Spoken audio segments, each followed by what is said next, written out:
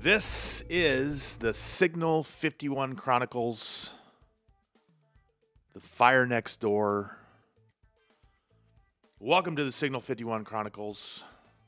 This is episode 9 of the reboot, the second iteration of the Signal 51 Chronicles. I'm John Henry. Sitting next to me is my compadre, Jake White, retired sergeant of the Fort Worth Police Department. And we come to you from an undisclosed location in Fort Worth, Texas. And we are an extremely proud member of the Sunset Lounge DFW platform, which offers viewers and listeners, there are both, because you can watch us and you can also listen to us. Mm-hmm. Which offers viewers and listeners an array of shows featuring topical content all throughout the day, all throughout the week, hour, minute, whatever the case might be. Jake, on the other side of the table from us is our producer, Ashley.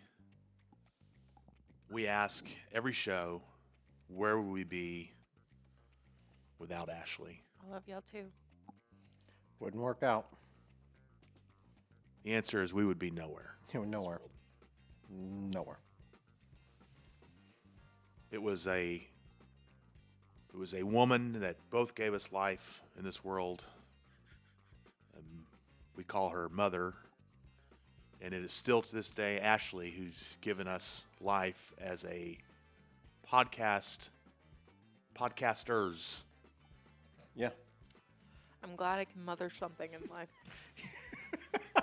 I was wondering where you were going with all of this. I like it. And we're grateful to her. I finally have some kids. Yeah. Yes. Definitely the maturity level of 13, 14 at best. Yeah.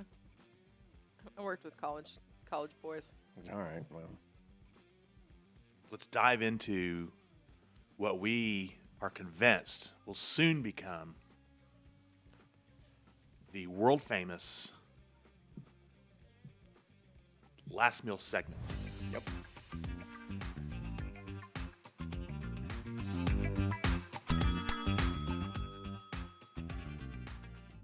I'm still sitting here eating the last. Yeah. Ashley is meal. eating the last meal, which was Timothy McVeigh's Thin Mint Bluebell ice cream. And this has quickly become a favorite around here, this last meal segment. Mm-hmm. And it's not necessarily for what it represents. No. But because we get to eat. And so what we do here is we explore the last meals of death row inmates. Yeah. Because they get last meals. Mm-hmm. They get a request for last meal. And Timothy McVeigh, which we did last month, they don't in Texas. requested Thin Mint ice cream. Oh, they get rid of it in Texas? Yeah, 2011. We'll tell that story one time. All right. So we've got one today. And Jake We do. actually can tell us about it. This one has a Texas tie to it. All right. So Demetrius Frazier was convicted for the 1991 murder of a teenage girl in Irving, Texas, a crime that initially went unsolved. At the time of the killing, investigators suspected Frazier in multiple violent offenses across several states. They typically don't just do this once, right? No. Yeah. But they lacked forensic evidence necessary to tie him conclusively to this case here in Texas. Shortly after the murder, Frazier left the state and was later arrested and convicted in Michigan for a series of unrelated crimes where he received a lengthy prison sentence. For years, the Irving, Texas homicide remained a cold case until advancements in DNA technology changed the trajectory of the investigation. Evidence preserved from the crime scene was retested and ultimately matched to Frazier, confirming his involvement decades after the offense had occurred. The forensic breakthrough allowed Texas authorities to reopen the case and pursue capital murder charges despite the significant passage of time. The prosecution that followed was marked by complex interstate legal issues as both Michigan and Texas asserted interests in holding Frazier accountable for his crimes. So this case, like I said, we're not doing a story on this one. This is just... This is the story on this That is the story. It's a very, we don't know a whole lot of details about it, bottom line.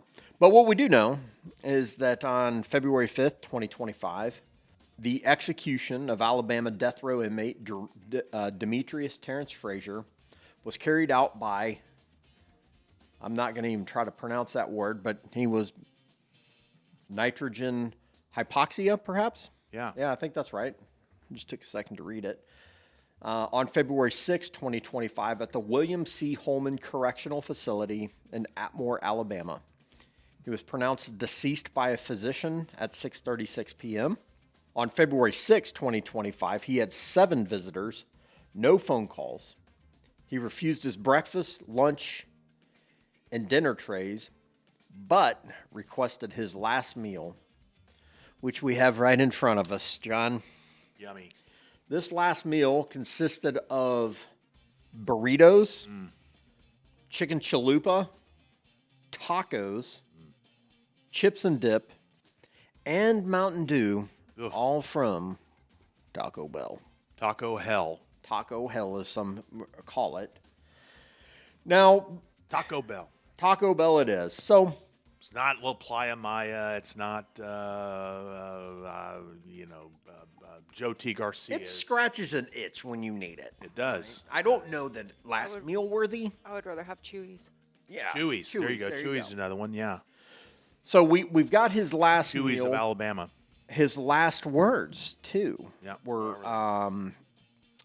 interesting, I suppose. So Frazier said, "I want to apologize to the family and friends of Pauline Brown. What happened to her should have never happened." He then turns his attention to the governor of Michigan, Gretchen Whitmer. He says, "If you cannot stand up for the Constitution of Michigan, how are you going to stand up for the U.S. Constitution when you run for president?" A political statement. A political statement, just mere sentences before his last words. His final words before death were, quote, "Detroit strong. I love everyone on death row. Let's go." Let's do it. That's it. So with that, we shall dive in to the final meal, John. We shall sample this feast of Mountain Dew,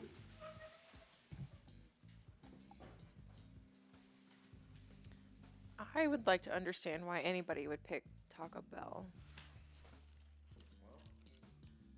No offense to Taco Bell, our friends at Taco Bell. I mean, If they want to sponsor, then there are definitely our Yeah, well, if they want to sponsor, we'll trim out everything Ashley said about Taco Bell. and we'll add in a bunch of good stuff about it. Exactly so. I don't even know what is what in this smorgasbord of They're labeled. fast There's a food. chicken something. Although wait, here's a taco. That's pretty bland. Oh, you know what? We also have taco sauce. I wonder what his taco sauce was. I can't eat anything without taco sauce. Depends on how spicy. Well, no, spoiler alert. I don't know. There's hot. There's that. What are you trying to do? Get me to do one of those hot chip challenges or something? Oh, and speaking of that, as we're doing this, I thought about this earlier. Jake White, at one point in time, issued a challenge to himself, a pizza eating. I retracted it. Remember? When? When did you So one of these shows, we're going to have to do pizza and see if he can actually do it. eat a whole Mama's pizza is what he was. No, I can 100% do it. I'm not willing to pay the consequences. The amount of cheese that you're going to intake on that. Oh, yeah. I'll be ruined the next day or two. No joke. When I eat too much pizza, it's bad. Oh, we have chips and dip over here too. I forgot that part was of it, part of this fine cuisine that we're about to sample. That's the taco. Bon appetit. Cheers to Mr. Demetrius Fraser, Yes. who, Are we cheersing?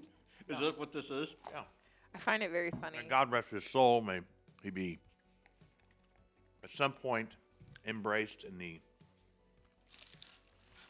arms of the Lord. I've always found it really interesting when death row inmates give their last statements and they're like, it's so sad what happened to that person. And you're like, well, you're the one that did it. Yeah. I'm going to go on bland. This. I'm not a chalupa fan, I guess. Do you, you know what would be justice is you need a correctional facility named after you. That'll be awesome. How would you run it? Just wheels off, free for all. Cage fights. Yeah, cage fights, the whole shebang. Okay, maybe that was a terrible idea. Every meal's the last meal. That gets expensive. Oh, yeah. So Texas got rid of their last meal. Bird case. Where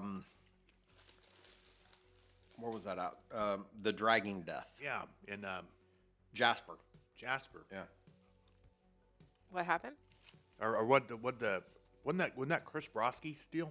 There were 3 guys that drugged Bird, James Bird, Yeah. I think. It was a racially motivated murder. And Brewer, one of the guys convicted, ordered an obnoxious last meal. And the state of Texas fulfilled that request. What And then was it? it was like 2 pizzas, like just all kinds of stuff. It was a huge list. And they fulfilled that request, and then he got it. He's like, nah, never mind, I don't want it. So one person ruined it for everybody. Yep. What an awful human. But he did drag somebody racially motivated, so Yeah, screw him. kind of sounds like he was an awful human anyways.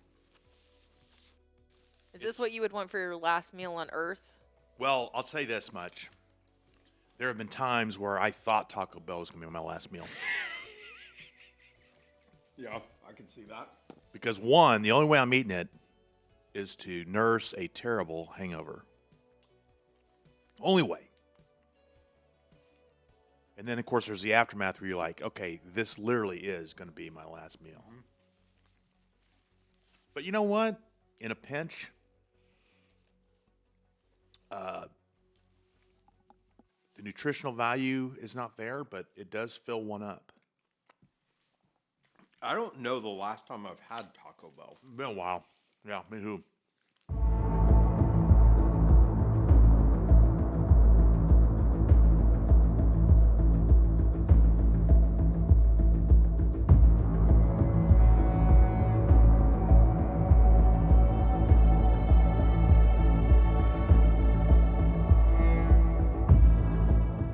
Before we move forward, let's pause and take stock of what we actually know at this point. The investigation in the death of 32-year-old Lauren Whitener, who was killed was found dead in the morning of July 5th, 2019 by Wise County deputies who responded to a 911 call from a neighbor who reported smoke at a duplex at 620 North Main Street in Lake Bridgeport, Texas.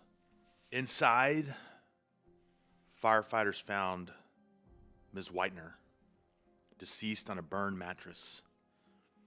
A couch in the living room had been also set on fire, and the front door deadbolted. Deadbolted, yes. The autopsy determined that Ms. Whitener was stabbed 18 times. Mm-hmm. Most of the wounds to her back. Smoke inhalation, we found, was not a contributing factor in her death, meaning the fire was set after she had already died. Miss Whitener was an Army veteran, a surgical nurse, and a single mother of one 8-year-old son. And we also discovered that she was close to her neighbors, Mr. Rodney Eric Maxwell, who goes by Eric, and Ms. Ashley Hill, who lived 2 doors down in a common law relationship. Investigators learned not long after Ms. Whitener's being discovered that that relationship was actually extremely close. And some would describe it as a throuple. Mm-hmm. A sexual relationship involving all three. Investigators collected dozens of items from the crime scene, as well as a report from the neighbors that Maxwell and Hill had gotten into an altercation on July 4th. Lauren intervened. They all went their separate ways. Lauren to her house, the Maxwells and Hills to theirs. We learned in the waning moments of episode 2 that deputies arrested Mr. Eric Maxwell on charges of capital murder and arson. And they arrested them. We have made a conclusion on some pretty thin evidence. Seems to be what we know, like what we have access to. Yes, I think that's a fair description. We tried to get more, but we, I think, got to run around a little bit, so it was hard to obtain the documents we wanted to get. So let's get on with part 3. Yep. This is the case that falls apart. Hit us. Okay, so like you had mentioned, July 5th murder, couple search warrants. This thing drags on all the way until September 6th, when Maxwell shows up for a voluntary interview, gets interviewed, leaves, placed under arrest. Maxwell is now in custody. It would seem like the investigation is somewhat over. They've arrested somebody. They had enough to write arrest warrants for him and take him to a judge and say, Judge, this is what we suspect. Well, doesn't stop there. October 2nd. So to arrest somebody, let's just talk about that for right quickly. To arrest somebody, you've got to go before a judge and say, I've got Probable cause. probable cause. And the judge says, yes, I agree, and signs it, or no, I doesn't. Does a detective or investigator have to show what evidence he has to do that? Or is it just all part of a document that he lines out and the judge looks at it and the judge approves it or doesn't approve it? Yeah, just document. All right. So you would think, hey, that's it. They may be at this point, after the arrest of Maxwell, kind of tying up some loose ends, things of the sorts. Well, not exactly. On October 2nd, 2019, Texas Rangers interrogated, if you remember, I talk about a person of interest. I don't know who that person of interest is, but they interrogate the same person of interest. And in one of the documents that we used to source some of this information, it was from Barry Green, the defense attorney. This was in the motion for bond reduction. He described these tactics of the person of interest as, quote, an interrogation using techniques which had previously been used upon the defendant, end quote. Again, that's where we're talking about not so much this consensual interview. Now, one other thing. Remember in August, investigators seized several items from the truck belonging to the person of interest in Austin, Texas? Mm-hmm. Yeah. On November the 4th of 2019, Wise County Sheriff's Office transferred multiple DNA swabs from the person of interest truck and that cut-off white T-shirt that had the blood and soot on it. They transferred those to the Pure Gold Forensics for a lab analysis. Which we think is in California, and they're contracted by probably Wise County. Both, yeah. Mm-hmm. Yeah, correct. Wise County Sheriff's Office. In November, case still goes on. What happens with this stuff? We don't know yet. But in November of 2019, Maxwell was indicted in Wise County for that capital murder charge. I'm going to read you the indictment. So this pertains to the charge capital murder by terror, threat, / other felony. That's a capital felony, right? Yeah, but this is death penalty There's two choices, death penalty or life. life in prison, yeah. Capital murder or murder.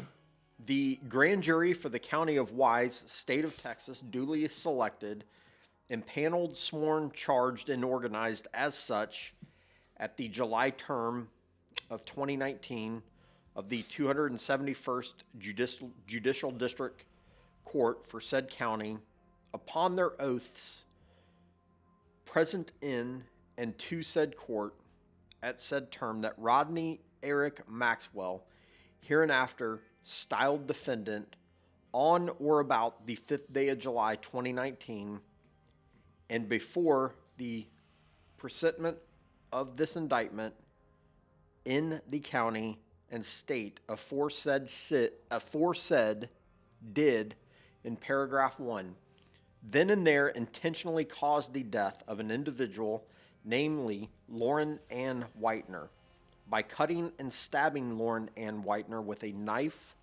and the defendant was then and there in the course, this is new, in the course of committing or attempting to commit the offense of aggravated sexual assault of Lauren Ann Whitener. Yeah, all right. So now we have this sexual assault introduced. Yeah, because it was, capital murder and arson.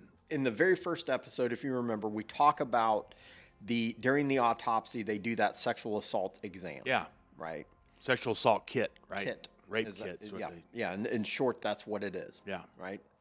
Well, during hers, they did find evidence, i.e. sperm. On December 20th of 2019, Pure Gold Forensics comes back into our case. They email Wise County investigators.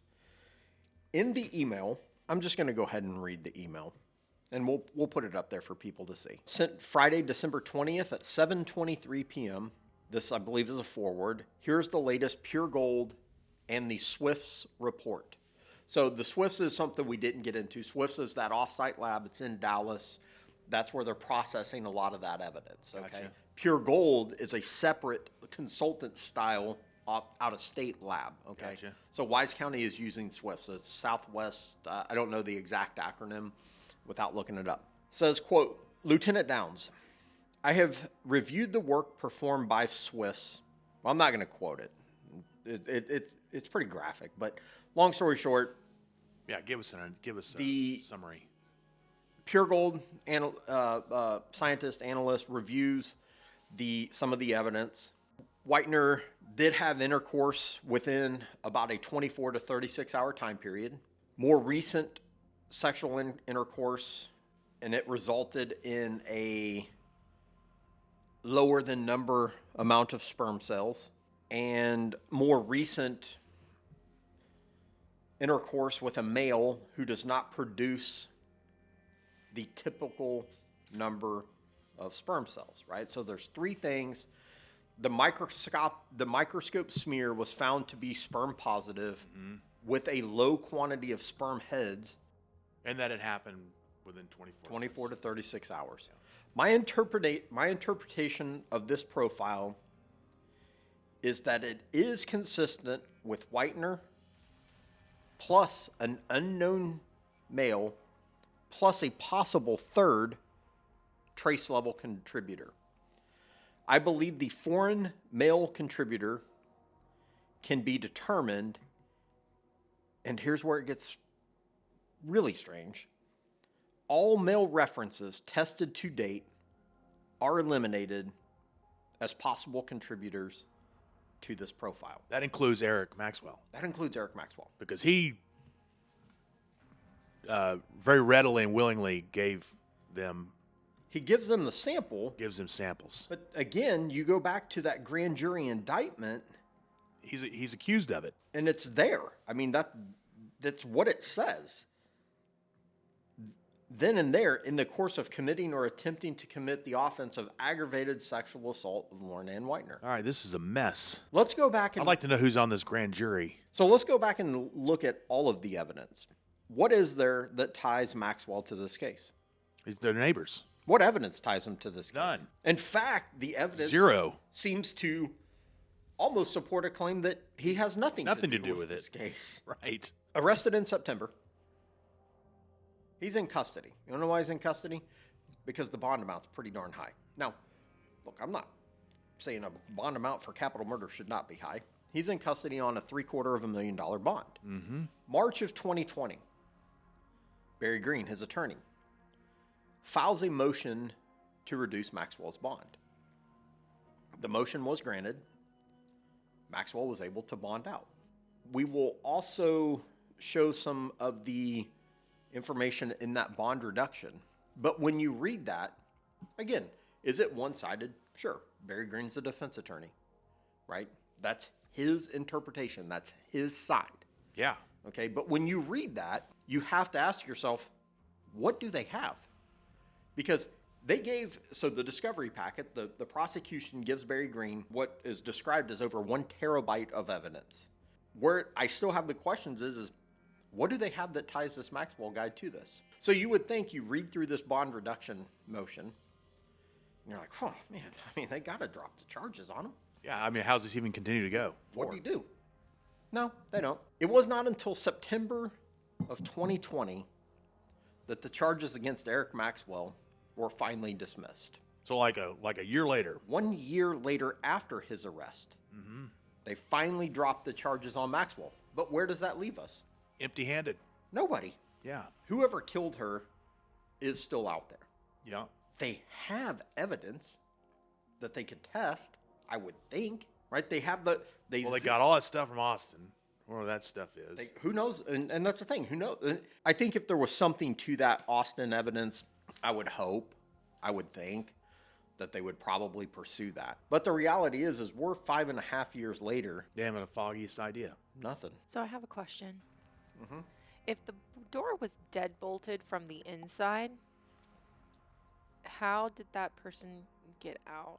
Yeah, great question. How did she deadbolt it and then somebody was with her and then they left somehow? But Through the back door, through a window. Yeah, like, was there any evidence of somebody leaving the house? Well, there was evidence, but unfortunately it wasn't found or noted until after the civilian The restoration company came crew in. went through there. They're not following practices, and more than likely, they're not following practices and procedures because if they're there, they're thinking, well, it's not a crime scene anymore. I don't have to be Yeah, it's a there. good question. I mean, they didn't clean this house under any supervision of law enforcement. I'm sure No they just supervision of news cameras. It's on. We'll post that video. they just went in and started cleaning. started cleaning. Has right? anybody questioned who?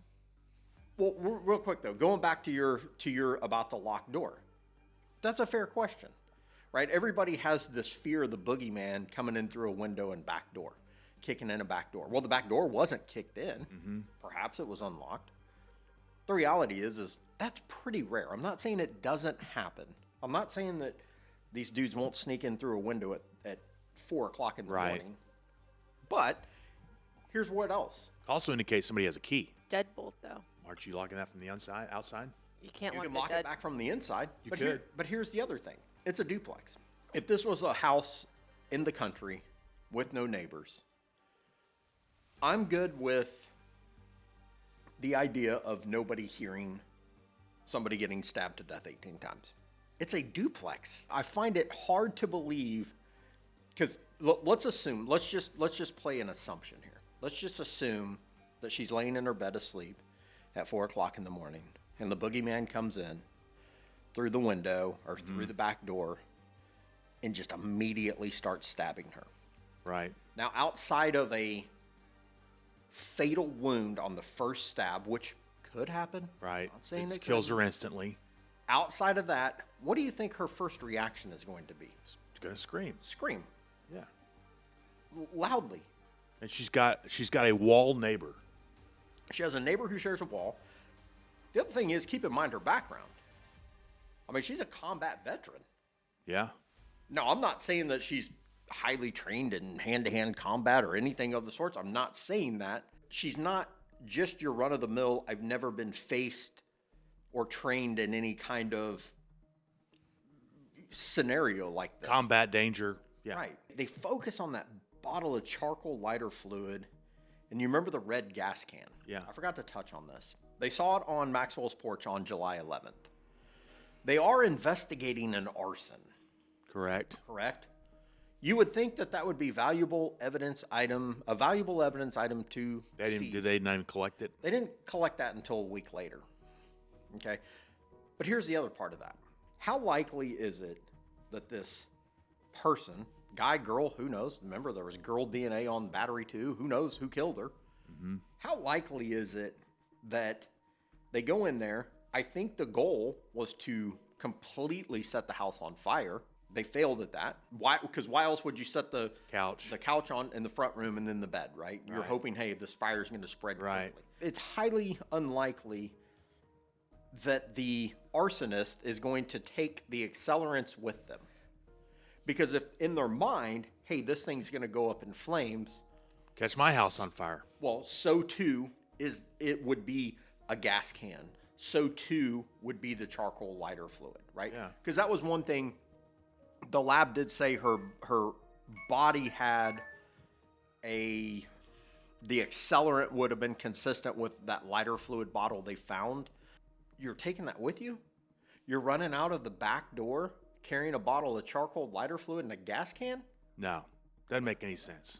The trail of blood. I have not seen these. I've only heard of these. There's crime scene photos that show investigators on or around the night of the murder in the backyard where that trail of blood, that single blade of grass theory emerges. Could they have transferred it? Sure. And if there was a trail of blood that's 50 feet long, I mean, to me, a trail would imply that there's hundreds of blades of grass. Yeah. At least you submit one to the lab? That's odd to me. But investigators also could have tainted that trail too, just walking around back there and doing all that stuff. Well, right? the thing, yeah. Oh, absolutely. Yeah. And I don't think there was any ill intent. No. And again, I mean, here's the reality. So Wise County is what one could consider a safe community, right? Yeah. Not a whole lot of people getting murdered in Wise County. No, in fact, I bet that's the only one in. Oh, maybe they get one a year. Right. The entire county. Right. So, and again, not a knock, not anything more than sometimes experience means something. Certainly. If you investigate 10 murders in 1 year, you're probably pretty damn proficient. Yeah, exactly. If you investigate one murder a year or one every other year, you're not going to be as proficient. And those murders once a year is probably a layup case. They probably know yeah, it could be like a domestic thing. Like that. Yeah, a drug deal gone wrong and all that stuff. Yeah, there's probably not a whole lot of investigating that they actually have to do. I wish, we asked for, we did our open records request for the arrest warrants, the search warrants. We got the runaround. Go here, go to the county clerk's office. Go to, I can't remember. I don't remember the exact order. But the reality is that what we needed is in that investigative file, right? I mean. And again, we're not asking for anything. We're simply just asking for the search warrants and arrest warrants that were tied to that case. Then, we didn't get them, and that it is what it is. I mean, obviously it's still, I would hope, an open and active investigation, but we conclude with there's still somebody running around. Absolutely. I highly likely they're not in Wise County anymore, but who knows? Like, there were some things that confused me. So the mattress, they never took that. I mean, that's very much a part of the crime. Yeah, it's a key Don't take that. piece of the crime. There was blood splatter on or near the bed, I guess. Yeah. I don't know that was ever analyzed. Because that's one of the other things. If you stab somebody 18 times, do you think that you're coming out of that scot-free? Of course not. They confronted Maxwell the day of, mere hours after. They made no note of any cuts on his hand. Yeah. Anything. I mean, OJ had the notorious cut on his middle finger. Yeah, exactly. So, yeah. I mean, this is where we're ending. I mean, like I said, hopefully it's still active. Hopefully they're still looking into it. Hopefully some of this evidence is being examined. So one thing, and this is so how many fire alarms were there? And did they check to see if there were any hooks under fire alarms? Any what? Hooks. What do you mean hooks? Yeah, the kink community makes fire alarms into hooks where they can hang them from. Yeah. Oh, yeah. Okay, so there were in total 4 smoke detectors. Only 3 of them had been removed from the ceiling. They found those, and then the batteries had been taken out of the 3 that were removed and placed in the trash. Interesting. So they didn't remove the 4th one? They may not have known. It's one of those things where and that's the other thing. I mean, if you check 3, why wouldn't you check 4? Because what if it was in a back corner of a room? What if it was they just simply overlooked it, would be my thoughts. They're probably in a hurry. They're, I would think. Yeah. Well, I mean, the last time I lit a duplex on fire, that's, what I did. I let one slip One away. of my favorite things to do, guys. God. Well, and then where's the kid's dad? That's a good question. Don't know where the dad is. I mean, again, Was she the primary caretaker of the child? From what I could tell, yes.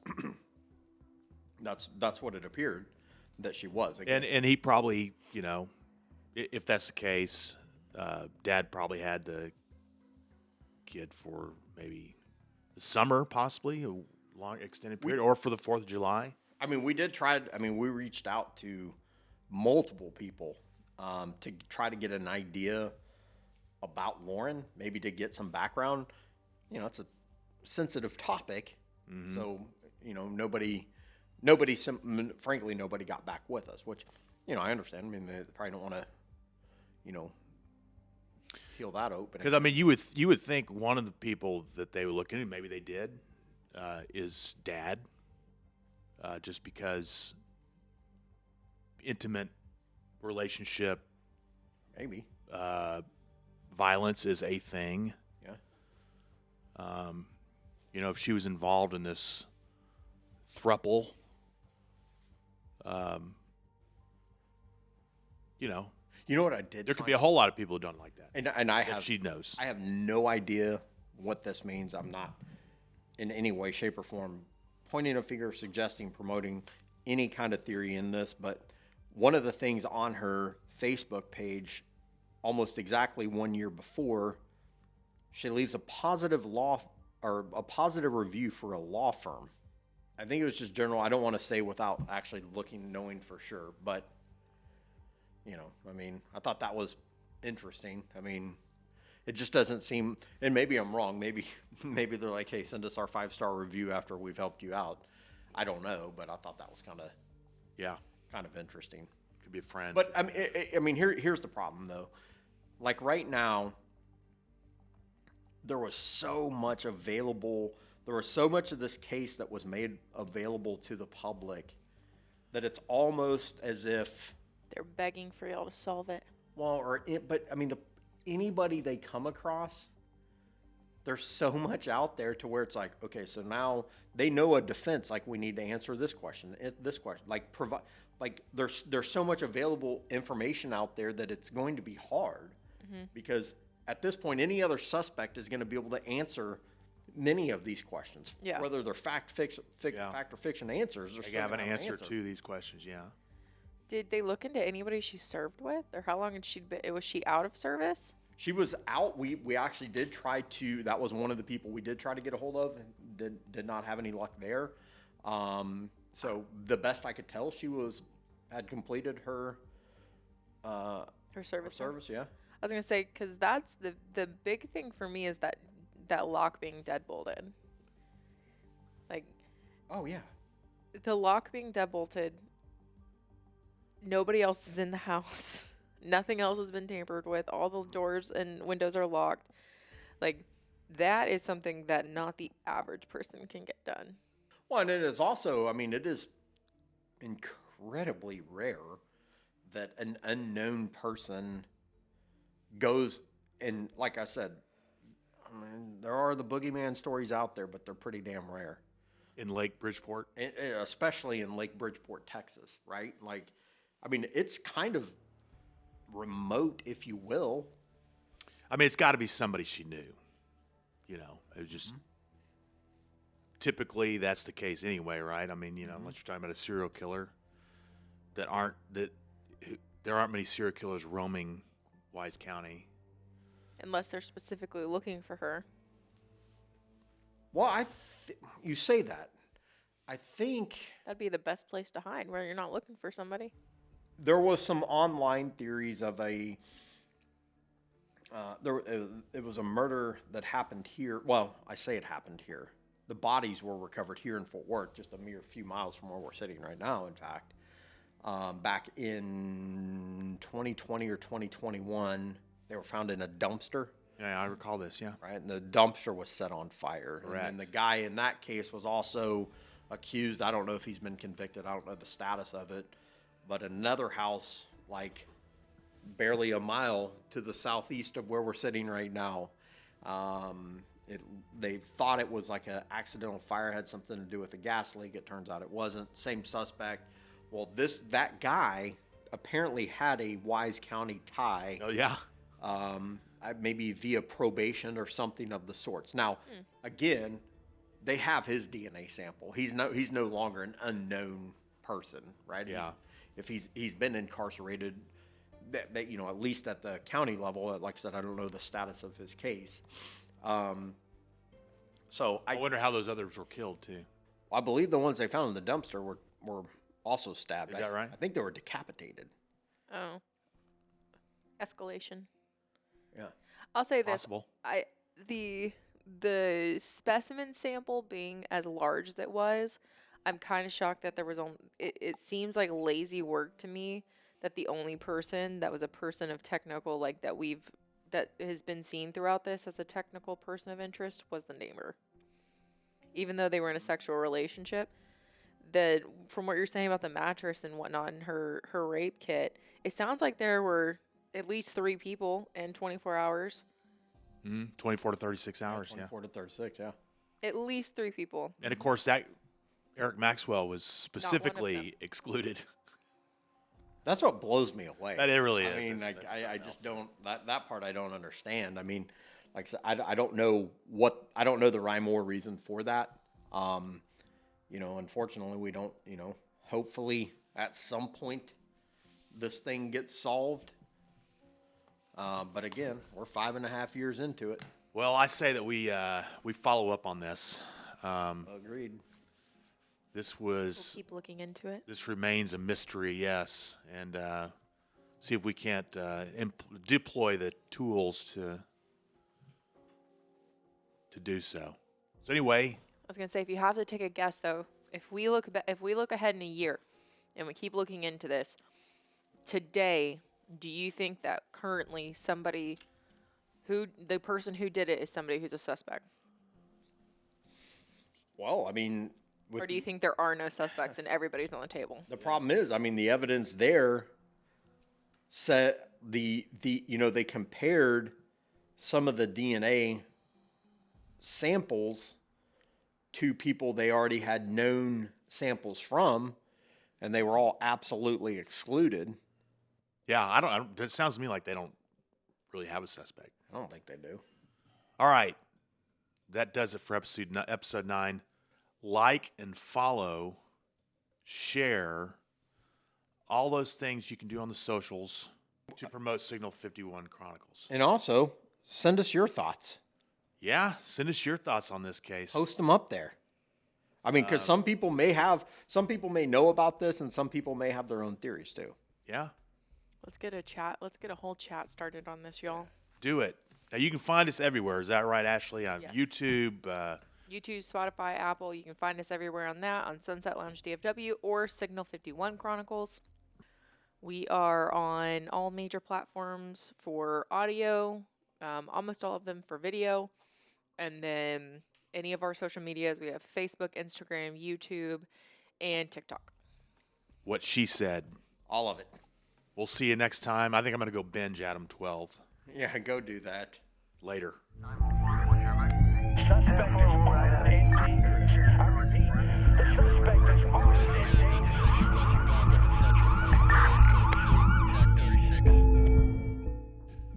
This is a Stolen Water Media production.